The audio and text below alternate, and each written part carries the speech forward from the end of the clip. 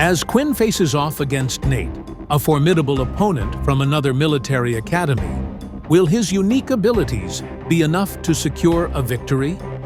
Can Quinn overcome his stamina limitations and adapt to Nate's unpredictable fighting style? What secrets lie behind Nate's mysterious mental abilities?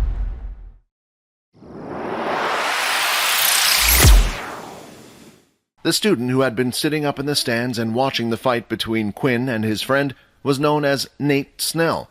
He was a second year from another academy, and in his academy he was well known for being one of the strongest second years. Nate often played in the game to improve his fighting skills, as this was important for him due to the fact it went hand in hand with his ability. He was obsessed with learning all different types of martial arts skills. There was one area in the game that it didn't allow you to improve on, though. Even though the game allowed you to use abilities, it did not have the system in place to use soul weapons.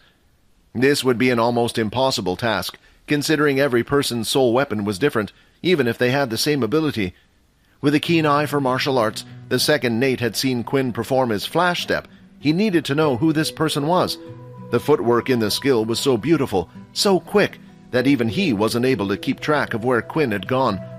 After asking Quinn for a battle, he was overjoyed that he accepted. For the two of them to start their match, they needed to add each other to their friends list first. "Hard Steely has sent you a friend request." Quinn accepted the friend request and was happy to fight, honestly. Quinn wasn't too bothered who he went up against, but after fighting against Nate's friend, he felt like he should have had a good match coming up that would help him improve. "Blood Evolver has accepted your friend request." Blood Evolver? Does his ability have something to do with blood? That would explain those red lines coming out from his hands, but was there such an ability in the system? Nate thought. There were thousands of different abilities in the system, so Nate wasn't sure of all of them, but he had fought many battles in the game, and this was the first time seeing someone with this type of ability. Before the match was about to begin, Nate had asked if he could speak to his friend Sam for a few moments. Quinn agreed, as he wanted to check a few things out himself. During the match, when Quinn used his flash step, he was hoping his own system would show him something, but nothing happened. Of course, this was because he was in the game, but he knew that the flash step felt like it had taken a significant amount of stamina from him. His current stamina points were at a 12. If he was to make a rough guess, he would say that 4 strikes of Blood Swipe took down 1 stamina point, meaning he would be able to perform around 48 Blood Swipes before running out of stamina. However, if he did this, he would reach 0 HP before even using up all his stamina. But as the blonde man had said in the video, Flash Step took a considerable amount of stamina. At most, Quinn knew he would currently only be able to produce it twice in one game, meaning it took at least 5 points of stamina. Quinn would have to think carefully when using this information in a match.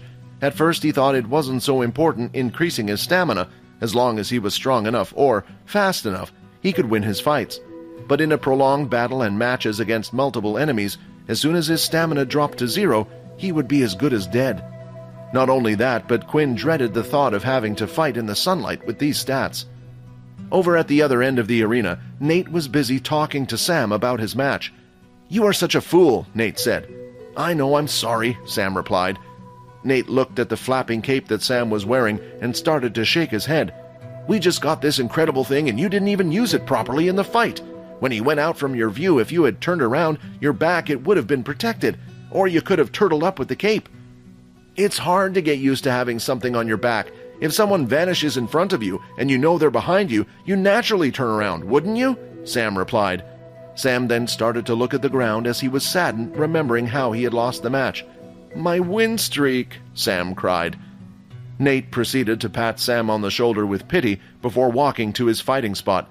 "You know the deal. If I win against him, then that means I win our bet, and you'll owe me those credits." As Sam headed back to the arena stands, he was praying for Quinn to kick his friend's ass. He had lost too many bets recently and was running low on credits. 3, 2, 1, and the match had begun. Surprisingly, both of them at the same time had decided to charge in. Although Quinn didn't know his opponent's abilities, his attacks were more effective closer in range. If he was going up against an elemental user, then it was always better for him to get closer anyway. And as soon as Quinn was within 5 meters, he threw out 2 blood swipes. Suddenly, Nat's speed dropped dramatically, his skin started to turn into a shiny material, and his footsteps were heavy. as the blood swipes reached and hit his body, the sound of metal clanging against each other was heard. For the first time when Quinn's attack had hit an opponent's body, it had done 0 damage whatsoever. The metal shine from Nate's body seemed to shift and now was concentrated in his arm. It allowed Nate to move a lot faster and close the distance. He pushed his hand forward, and out came a long metal silver pole. It was too fast for Quinn to react, and the pole dug into his stomach and continued to push him back. The attack was strong, and Quinn had lost about 10% of his health. The pole continued to grow and push him back, and his health continued to fall. Quinn then grabbed onto the pole with both hands, and using all his strength, managed to stop its momentum. "Wow, looks like you're strong as well," Nate said, surprised. Not only did his opponent have a ranged attack, but seemed to have super strength now as well. Quinn pushed the pole to the side and swung out his claws, this time firing 4 blood swipes. The pole then started to retract quicker than the blood swipes and absorbed back into Nate's body. He then put both of his hands together, and the metal liquid started to form an oval shape and eventually formed a shield. Each strike hit the shield and there was no effect. However, Quinn had expected this result when Nate retracted the metal back into his body. Quinn was in front of him ready to strike, but Nate remained calm and shifted the metal over his body to the exact spot where Quinn was aiming for his head. The punch landed, but Nate's head didn't even move a single inch, and again the game had recorded no such damage. Nate then grabbed Quinn's fist and with his other hand formed the pole, whacking him to the ground. "Come on, you should be better than this," Nate said. The truth was, Nate was purposely shifting the metal into a pole rather than a sword. This way the match would last longer. It had been a while since Quinn felt like this, weak. There was only one thing left for him to try. Quinn lifted himself off the ground and started to breathe in, calming himself down. Anger would only distract him. Then he was ready, and Nate could see it too. "Come on," Nate said as he shifted the metal pole back into his body and into one of his fists. Quinn once again charged forward and threw out a blood swipe. Nate blocked the attack, easily lifting his arm and knocking it away, but it was only meant to serve as a distraction in the first place. When Quinn got close enough, Nate threw out his fist, and at the same time, he responded with flash step, avoiding the strike and appearing behind Nate. Too predictable. Nate had prepared for this after watching the last match and made sure his back was already fully covered in the metal-like alloy. Quinn then lifted his foot off the ground, let the energy go through from his toes up to his fist. As he stomped down with one foot, he pulled back one hand and let out another fist. Bang! The sound of 2 solid objects hitting each other sounded loudly in the distance. For a brief second, the 2 of them were frozen in place, and for the first time, Quinn was able to do damage, and it was a lot. Nate's eyes grew in shock as he saw the attack bring his health down by nearly half.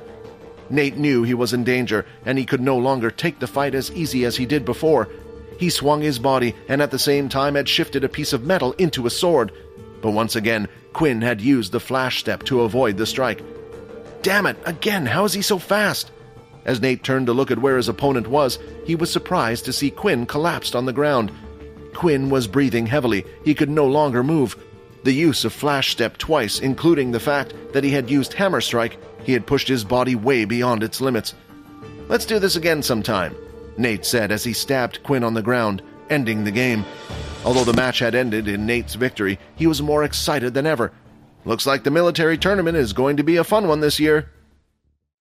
What will Quinn do to address his stamina limitations and improve his chances in future matches? How will his loss to Nate impact his confidence and strategy moving forward? And what does the future hold for these 2 rivals as they prepare to face off again in the military tournament?